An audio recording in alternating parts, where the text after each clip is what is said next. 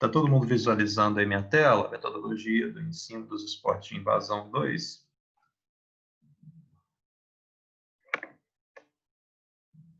Eu estou. Ótimo. Se um está, então todo mundo deve estar também. Bom, então hoje o que eu vou fazer para vocês aqui é uma contextualização, para vocês saberem que disciplina é essa e por que que ela está organizada desse jeito. Acho muito importante que vocês compreendam o porquê que nós aqui fazemos desse jeito. Então, a aula hoje foi pensada para que vocês tenham essa compreensão. Algumas faculdades, algumas universidades até, não fazem do mesmo jeito que a gente faz, né? Eu vou até citar o exemplo da Universidade Federal do Espírito Santo, que organiza os esportes de uma maneira um pouco diferente, mas creio que nossa forma é melhor, né? E é a tendência de que todas as instituições, com o tempo, passem a organizar assim. É claro que nós não somos a primeira, né, que faz desse jeito. Como é uma disciplina esportiva, eu acho importante a gente trazer aqui um conceito de esporte, né? Então, eu peguei aqui um conceito do professor Mauro Betti, que ele escreveu lá em 2002, né? Que ele vai dizer o seguinte: o esporte é uma ação social institucionalizada, né? Aí o institucionalizada está em vermelho aqui justamente para caracterizar a ideia de que tem instituições que cuidam disso. As instituições são as federações, confederações e federações internacionais. O esporte é também uma prática convencionalmente regrada. Então, a regra ela tem um papel muito grande no esporte, né? Algumas práticas que não são esporte também têm regras, brincadeiras, jogos, né? Só que o caráter dessa regra lá dentro da brincadeira e do jogo é muito diferente. A dimensão da regra no esporte ela é mais formal, ela tem uma tendência à universalidade, né, de ser válida em qualquer lugar. Então, mesmo o futebol que a gente joga aqui, a gente joga no Japão, por exemplo, né? O futebol é o mesmo, né? A maneira de se jogar. E essa ação social institucionalizada e regrada, ela se desenvolve numa base lúdica, né? Essa base lúdica, ela é interessante da gente pensar que muita gente considera que a competição mata o lúdico. Não é bem assim, né? A competição, seja ela no alto rendimento, ou seja aquela competição do campinho de terra, ela tem uma base lúdica muito marcante, muito forte, né?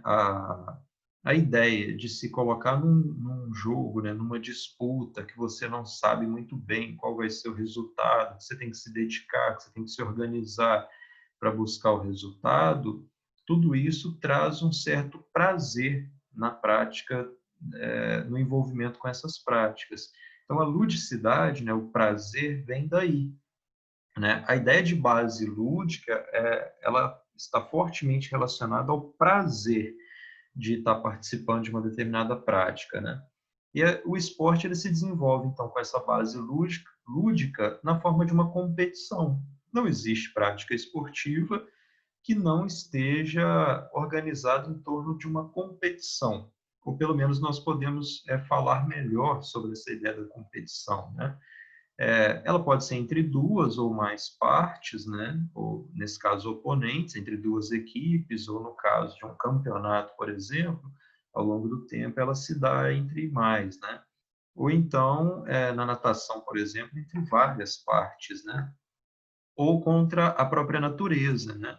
Quando um sujeito tenta saltar mais alto, correr mais rápido, então, independente de se ele tem um adversário ali ou não, ele está tentando, está competindo contra a natureza, né? Cujo objetivo é, através de uma comparação de desempenhos, designar o vencedor ou registrar o recorde, né? O recorde, nesse caso, vocês entendam como uma marca, tá? Então, o nosso entendimento de esporte, o entendimento de esporte que vai orientar nossa disciplina vai ser esse aqui, tá? Mais à frente, depois, a gente aprofunda um pouquinho a nossa compreensão de esporte, mas, por enquanto, isso aqui é o bastante, né? Como vocês sabem, existem diferentes tipos de esportes, né? E apesar de existirem alguns tipos mais populares do que os outros, dependendo do país, dependendo do contexto de onde a gente está falando, nós conseguimos identificar alguns que são bastante populares, né?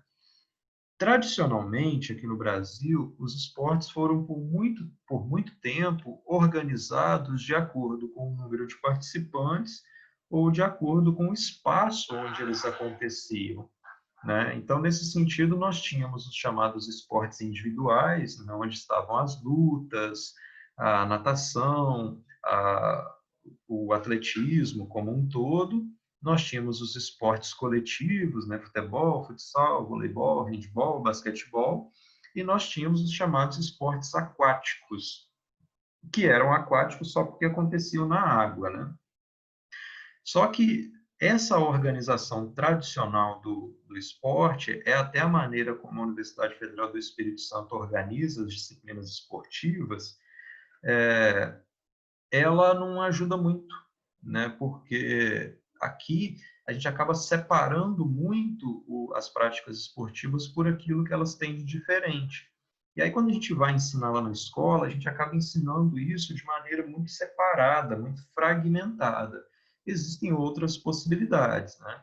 Uma outra possibilidade de organização está em organizar os esportes a partir da lógica interna, né? A lógica de disputa desses esportes. Então, de acordo com essa lógica interna, nós teríamos os esportes de invasão, esportes de rede-parede, esporte de marca, esportes técnico-combinatórios, esportes de precisão e esportes de combate. Aí olhem que coisa curiosa, às vezes um esporte é coletivo, mas ele não é de invasão, né? No caso do voleibol, por exemplo, ele é um esporte coletivo, assim como o futebol.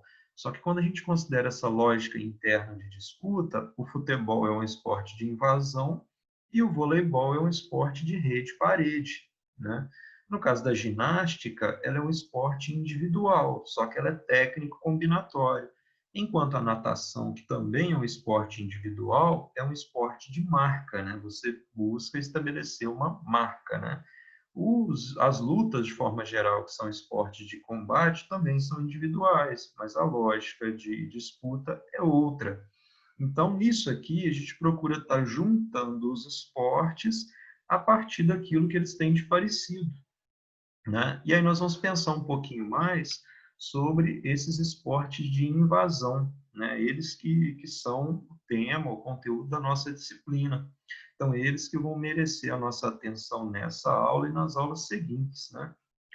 Então, dessas possibilidades, por exemplo, olha, nós teríamos o que seriam os esportes coletivos, né? Futebol, futsal, handebol, basquete, voleibol, rugby, hóquei, polo aquático. Aí a observação que eu fiz anteriormente, né? Alguns esportes coletivos possuem muitas diferenças, o basquetebol e o voleibol. Outros são na água, como o caso do polo aquático. Como é que a gente vai ensinar isso de maneira mais ou menos parecida, né? Dois, os esportes de invasão, né?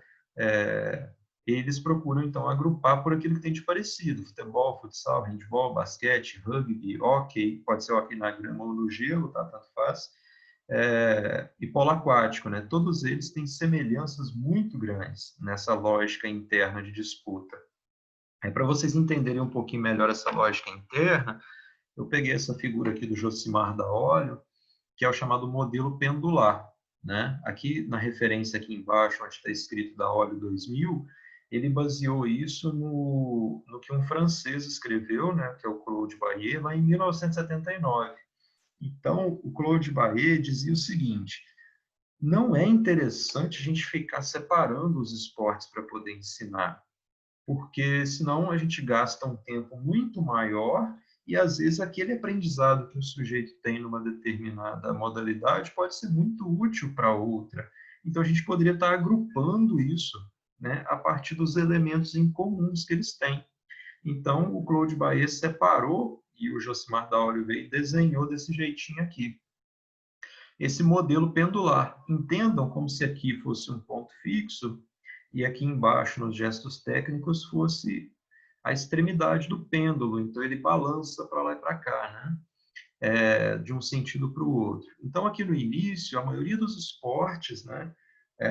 Nesse caso, os esportes de invasão, eles têm muitas semelhanças.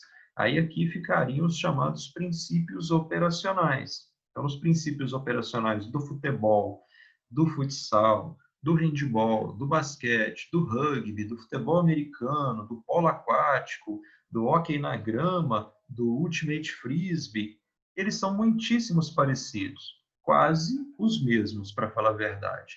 Depois dos princípios operacionais, o sujeito poderia aprender as chamadas regras de ação, que quer dizer assim, como jogar mesmo, como atacar e como defender nos esportes de invasão. Aí percebam que aqui agora a distância ela fica um pouquinho maior. O pêndulo já chega a uns espaços maiores. Quer dizer assim, a maneira de atacar no futebol é um pouquinho diferente da maneira de atacar no basquetebol, por exemplo, um pouquinho. A maneira de atacar no hóquei na grama pode ser um pouquinho diferente da maneira de atacar no handball, por exemplo, um pouquinho diferente, né? E aí, por último, o sujeito deveria aprender os gestos técnicos, que aí sim, um gesto técnico executado no handball é muito diferente de um gesto técnico, né, um fundamento, executado no futebol, né? Então, é somente aqui que os esportes seriam muito separados, né? Mas o sujeito poderia aprender todos esses princípios operacionais para depois seguir com essa diferenciação. Pensando nisso e pensando no trabalho do professor de educação física na escola, na escolinha, no clube e tudo mais, esse modelo ele seria muito mais útil e propiciaria ao aluno aprender muitas outras modalidades. Então, ele aumentaria a experiência do aluno, né? Ou do jogador em formação. Aí o que caracteriza, no fim das contas, essa ideia da invasão? Normalmente, quando se refere aos esportes de invasão, ou modalidades esportivas coletivas de invasão, eles são chamados de esportes de invasão ou territoriais, né? É um conjunto de modalidades, né, que vão se caracterizar por comparar, né, competir, a capacidade de uma equipe introduzir ou levar uma bola ou outro objeto, né?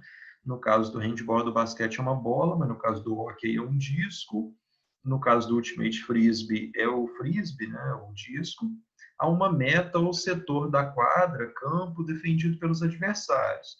Então, no caso do futebol, futsal, do handball, essa meta adversários é o gol, né? No caso do basquetebol é a cesta. No caso do futebol americano é a end zone, né? Aqui está escrito touchdown, mas não é o touchdown, né? Não é touchdown. É a end zone, que é a meta lá, protegendo simultaneamente o próprio alvo. Então, você tem tanto momentos de atacar quanto momentos de defender. Meta ou setor do campo, né? No caso, basquetebol, frisbee, futebol, futsal, futebol americano, handball, hóquei sobre grama, polo aquático, rugby, etc. Vocês já tinham parado para pensar nas semelhanças entre todas essas modalidades aqui? Né? A princípio, a gente pensa elas de maneira muito separada, mas elas são muitíssimo semelhantes, né? Continuando, toda modalidade esportiva tem como coletiva, né, tem como característica básica o confronto entre duas equipes que se dispõem pelo terreno de jogo, né, e se movimentam com o objetivo de vencer, alternando as situações de defesa e de ataque.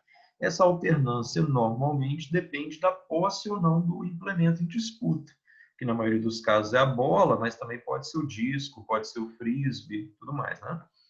As modalidades coletivas, segundo o Claude Barré, elas apresentam pontos em comum. O primeiro ponto em comum é a bola ou um implemento em disputa. Todas essas modalidades têm um implemento que está sendo disputado. Elas têm também um terreno delimitado, né? Ou seja, um campo de jogo. Elas têm uma meta a ser alcançada, ou um alvo, né? Onde você precisa chegar ou fazer chegar essa bola ou implemento. Você tem companheiros de equipe, você tem adversários, você tem regras e você tem o árbitro para cuidar das regras, com exceção do Ultimate Frisbee, que não tem árbitro. Mas todos esses elementos, então, são elementos em comum. Então, por que a gente acaba diferenciando tanto esses esportes a partir do que eles têm de diferente, né? Então, nós deveríamos aproximar eles ainda mais. Vamos a alguns princípios operacionais, então, que era aquele primeiro item lá do modelo pendular. né? Quais são os princípios operacionais dos esportes de invasão? Como a gente já falou, eles alternam momentos de defesa e momentos de ataque. Então, eu já peguei aqui uma adaptação que eu fiz anteriormente para o handebol e basquetebol. Então, aqui nós temos os chamados princípios operacionais do ataque, que são 3 só, e os chamados princípios operacionais da defesa, que também são 3 e são contrários aos do ataque. Então, vamos lá. A primeira preocupação que se deve ter quando se ataca é a conservação da posse de bola, ou manutenção da posse de bola, né? Se você perde a posse de bola, você deixa de ser atacante, você deixa de ter a oportunidade de marcar os pontos. Então, a primeira coisa que você precisa é manter a posse de bola. Isso é muito importante, porque, do contrário, você pode acabar tomando decisões dentro do jogo que colocam em risco a posse de bola. Um passe arriscado demais, uma finalização fora de uma situação ideal, tudo isso pode acabar colocando em risco a posse, e em risco a chance da sua equipe marcar pontos, né? Então, as equipes elas vão procurar organizar seu jogo através de situações que lhe deem a possibilidade de reter a posse de bola de acordo com as regras específicas de cada esporte. Vamos pensar, o futebol ele acontece predominantemente com manutenção de posse de bola. O basquete também, só que o basquete já tem uma diferença, você tem um tempo limite. Você não pode conservar a bola o tempo inteiro, né? Você conserva ela pelos 24 segundos que duram o ataque. O handball também tem uma regra parecida, só que a posse de bola pode durar até 1 minuto e meio, né? Uma vez que a sua equipe conseguiu manter a posse de bola, vocês vão tentar causar algum tipo de desequilíbrio na defesa, né? Desarrumar a defesa para conseguir, né? As equipes, então, vão procurar, através das movimentações organizadas ou não, né? Nem sempre organizado, criar espaços na defesa para proporcionar uma melhor condição de finalização. Então, esse é o segundo princípio operacional. E, por último, a finalização, né? Que é a forma de atingir a meta adversária e converter os pontos, seja no futebol, no futsal, no handball, no basquete, no futebol americano, todos princípios operacionais do ataque: manutenção da posse de bola, desequilíbrio da defesa e finalização. Só que no caso do futebol, por exemplo, esse desequilíbrio da defesa ele vem na forma de uma progressão, né, em direção ao campo adversário. Só que se a gente pensar no basquete, no futebol e no handball, no basquete e no handball, a progressão já está dada, porque normalmente as equipes recuam para o campo de defesa para se posicionarem de forma mais organizada para se defender. Então, como não é um desafio para as equipes fazer a progressão, então, tanto no basquete quanto no handball, a busca não vai ser por progredir com a bola, vai ser por desequilibrar a defesa que está posicionada. Então, quais seriam os princípios operacionais da defesa, né? Primeira coisa que você tem que tentar quando você é defensor, né? Primeiro que a defesa é caracterizada pelo momento de não posse da bola, né? Quem que é defensor? É quem está sem a bola. A primeira coisa que se busca, então, é recuperar a posse de bola. O indicado é que essa posse de bola tente ser recuperada imediatamente no momento que você perdeu. Não foi possível recuperar imediatamente, então você vai tentar outra coisa. Mas essa é a primeira tentativa das equipes, então, para obter a possibilidade de atacar.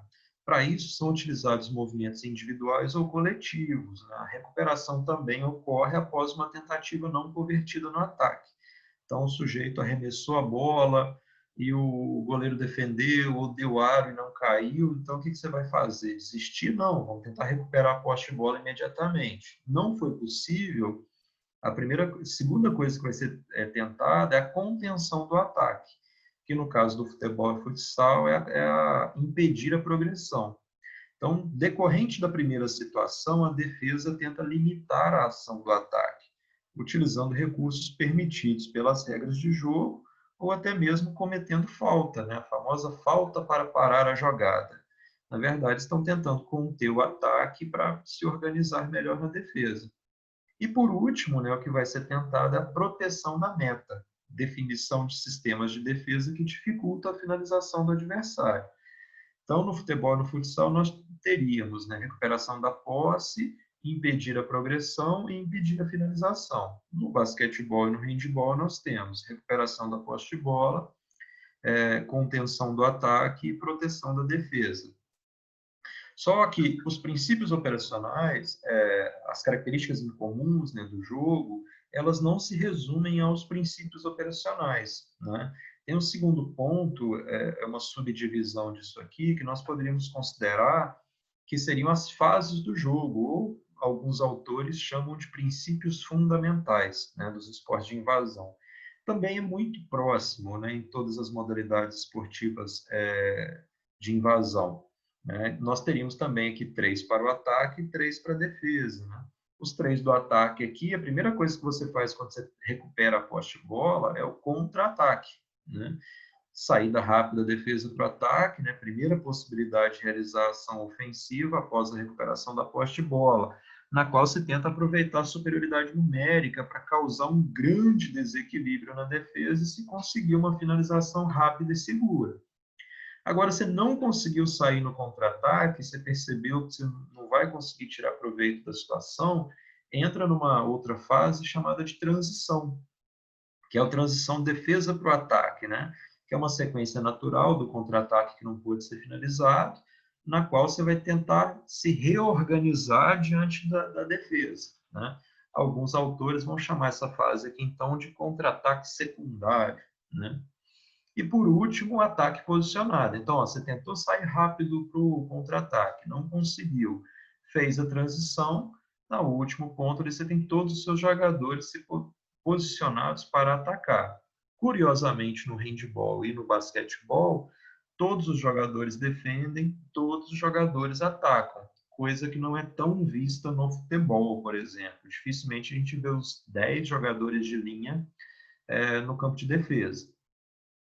O ataque posicionado, então, é uma situação de igualdade entre ataque e defesa, né? A defesa está posicionada, o ataque está posicionado, na qual os jogadores assumem suas posições específicas e os movimentos, né, são realizados em uma sequência já determinada. E aí nós teríamos também, claro, né, as 3 fases da defesa, né? Então, a primeira coisa que a defesa vai procurar ali quando perdeu a posse de bola é criar o equilíbrio defensivo, né? Que é a primeira ação após uma finalização ou perda da posse de bola. Como é que esse equilíbrio defensivo é feito, né? Você não pode admitir a inferioridade numérica. Então, se um jogador adversário roubou a posse de bola, estão atacando 2 contra 1, o mais rápido possível, a equipe que defende tem que tentar, no mínimo, ficar com a igualdade numérica. Então, tem que voltar o mais rápido possível para fazer recomposição, para que o ataque não fique em vantagem numérica. Isso que é o equilíbrio, né? Mas a situação desejada é que a defesa fique sempre com superioridade em relação ao ataque. Não sendo possível, né, fazer o equilíbrio defensivo, 1 contra 1, 2 contra 2, busca-se fazer, então, uma transição defensiva, né, que é um ajuste provisório de posicionamento na tentativa de atrasar o ataque, proporcionando a organização de todo o sistema defensivo. Às vezes o sujeito não vai conseguir recuperar a posse de bola, não vai conseguir fazer a igualdade numérica. Então, ele tenta formas de impedir que a bola seja passada, de impedir que o ataque se concretize, ou pelo menos o contra-ataque se concretize. Para isso, às vezes, muitas vezes, os jogadores se utilizam até da falta, né? Em modalidades onde o pequeno número de pontos decide o jogo, como o futebol, futsal, por exemplo, isso é muito útil, porque eu faço uma falta para a jogada, mas às vezes isso é a diferença entre tomar ou não o gol. Em modalidades em que tem um alto número de pontos, como o basquete e o handball, o número de faltas ele passa a ser limitado pelas regras de jogo. E às vezes você usar dessa estratégia de cometer a falta não é uma boa ideia, né? Por último, né, depois de fazer a transição defensiva, né, de atrasar o ataque, nós temos a defesa posicionada, que é quando todos os jogadores estão nas suas devidas posições protegendo a meta. Então, são 3 fases aqui para o ataque, 3 fases para a defesa, e que são comuns a essas várias modalidades, e mais comuns ainda entre o basquetebol e o handebol. No handebol e no basquetebol, na verdade, isso aqui é igualzinho, tá? Essa apresentação inicial, então, pessoal, ela visou apresentar para vocês essas características em comum, para vocês entenderem um pouquinho o que são, né, os esportes de invasão e exatamente o que nós vamos estudar. Como vocês já perceberam lá na disciplina do Rodrigo, né, que eu acho que vocês já tiveram aula com ele, lá vocês vão estudar o futebol e o futsal, e aqui vocês vão estudar o handball e o basquetebol, né? A diferença operacional entre o que eu vou tratar aqui e o que será tratado lá é muito pequena, né? Mas a diferença fundamental já ali na maneira de atacar e maneira de defender, ela já é um pouquinho mais profunda do que aquilo que o Rodrigo vai tá fazendo lá. Nesse sentido, aqui eu creio que nós vamos ter uma dinâmica um pouquinho diferente da dele com o passar do tempo. Mas lembrando, tanto no que ele faz quanto com o que nós fazemos aqui, nós estamos tratando de esporte de invasão, né? Só que com a diferença entre o futebol e o futsal, principalmente, e aqui com o basquetebol e o handebol, né? Vocês já tinham ouvido essa expressão, esportes de invasão?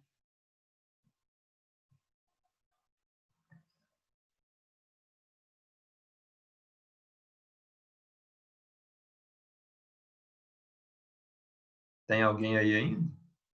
Não, professor. Tinha ouvido, não?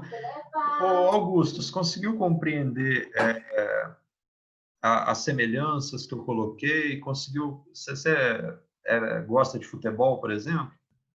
Gosto. Então, você consegue compreender essas diferenças, essas semelhanças quando você analisa o futebol, por exemplo? Sim, senhor. Então, uma coisa interessante para fazer, professor de educação física, né, quando eu trabalhava com a disciplina de futebol e futsal, eu fazia isso. Tem um site de estatísticas do futebol que chama Footstats, né? O Footstats, ele fornece estatísticas dos jogos de futebol, dos principais campeonatos que a gente tem aqui no Brasil e também de fora. Então, quando você analisa lá, você consegue analisar aqueles princípios operacionais. Lá vai ter estatística de posse de bola. Então, será que o time que mantém a posse de bola por mais tempo vence o jogo? Não necessariamente. Lá fornece estatísticas sobre o número de finalizações. Será que o time que mais finaliza é o time que vence o jogo? Nem sempre. E lá também fornece estatísticas sobre aquele mapa de calor, né, onde que cada equipe fica mais tempo com a posse de bola. Então eu pedi para o pessoal analisar alguns jogos para explicar o resultado, né? Por que que, vamos pensar, por exemplo, né, por que que o Corinthians venceu e conseguiu a classificação para a final do Campeonato Paulista, né? Então, às vezes, quando a gente vai analisar, e nós analisamos 2 jogos muito interessantes no ano passado, que foi um jogo do Flamengo, em que ele venceu o Palmeiras por 3-0. Aí era muito fácil explicar o jogo. O Flamengo ficou com a bola mais tempo, o Flamengo ficou mais perto do gol adversário, e o Flamengo finalizou mais. Então, tranquilo de explicar o resultado, por isso que o Flamengo venceu. Só que também tinha um outro jogo, que era Flamengo e Bahia, que o Bahia venceu por 3-0. Só que aí a gente vê assim, o Bahia ficou menos com a bola, o Bahia progrediu menos com a bola e o Bahia finalizou menos. Então, como é que o Bahia venceu o jogo? Aí trazem algumas coisas muito interessantes para a gente compreender o jogo, né? Entre elas está a pressão que a marcação do Bahia exercia toda vez que o Flamengo ia finalizar. E quando a gente via, o Flamengo ficou mais com a bola e progrediu mais. Só que toda vez que o Flamengo ia finalizar, ele teve que finalizar principalmente de fora da área, porque a marcação do Bahia estava muito fechada e o Flamengo não teve estratégia nenhuma para conseguir quebrar a marcação do Bahia e finalizar numa situação ótima, né, que é o mais perto possível do gol adversário. Foi lá, perdeu o jogo. E o Bahia uma eficiência ofensiva tremenda, né? Com poucas oportunidades, conseguiu fazer 3 gols e vencer o jogo. Então, a gente começa a compreender o jogo numa outra lógica, né? Já em modalidades em que as partidas têm um número tão alto de pontos, né? Isso já fica um pouco mais difícil, né? Não fica tão claro, né? O basquetebol, às vezes uma partida da NBA chega a mais de 100 pontos, né? Então, às vezes, o detalhe ele vai se acumulando ao longo do jogo, né? Então, seja uma equipe, às vezes, aproveita mais o rebote defensivo, então ela consegue recuperar melhor a bola. E ela é mais eficiente no ataque, né? A mesma coisa no handball, né? Às vezes uma equipe tem um goleiro que faz uma grande diferença numa partida, a ponto de que se ele, no decorrer do jogo, faz 3 ou 4 defesas importantíssimas e o ataque mantém sua eficiência, a equipe dele consegue vencer o jogo. Mas nós não temos, infelizmente, tantas estatísticas, né, para conseguir analisar os jogos da maneira como nós conseguimos analisar o futebol, né, que tem uma visibilidade muitíssimo maior do que o handball e o basquetebol, né? Mas a ideia é tentar compreender o jogo a partir de outra lógica que não seja simplesmente aquela lógica da habilidade técnica, né? A maneira tradicional de compreender os esportes, até de ensinar o esporte, ela se dava muito sobre a técnica. Basta então que o sujeito domine a técnica, que ele tem tudo que precisa para jogar. Então a maneira de ensinar era principalmente ensinar o fundamento. Acho que vocês aprenderam muito assim, eu aprendi assim, né, na minha época, e a gente gastava muito tempo com o fundamento e a gente acabava que nunca chegava na tática, né? Porque a gente achava que tática era uma coisa complexa demais da conta.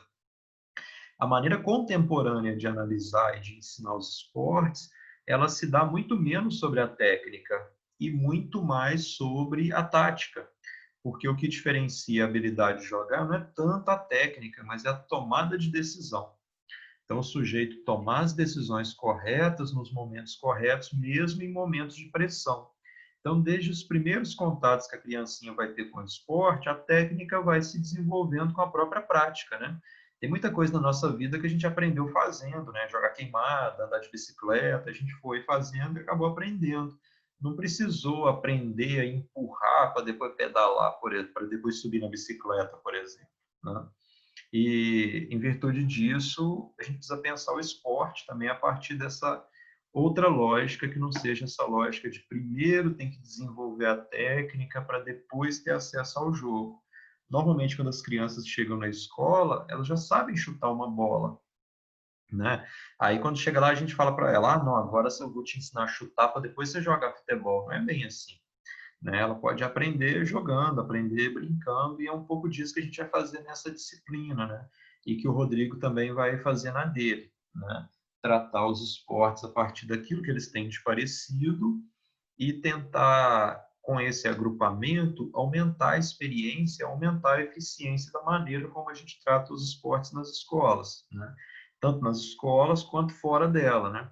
E aí vocês vão ter acesso a uma série de conteúdos que eu acho que vai aumentar muito a compreensão de vocês sobre os esportes, mesmo que sejam esportes que vocês não praticam, mas que vocês vão compreender um pouco melhor a partir desse conhecimento. Alguma dúvida, galera? Alguma pergunta que vocês gostariam de fazer?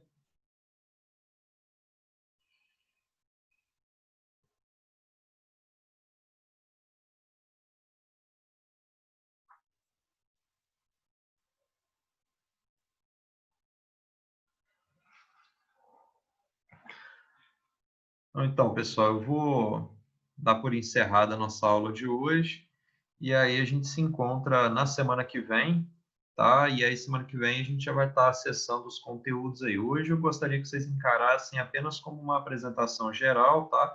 Nós vamos ver isso aí em muito mais detalhes, né? Para que a compreensão de todo mundo fique o mais afiada possível. Beleza, pessoal?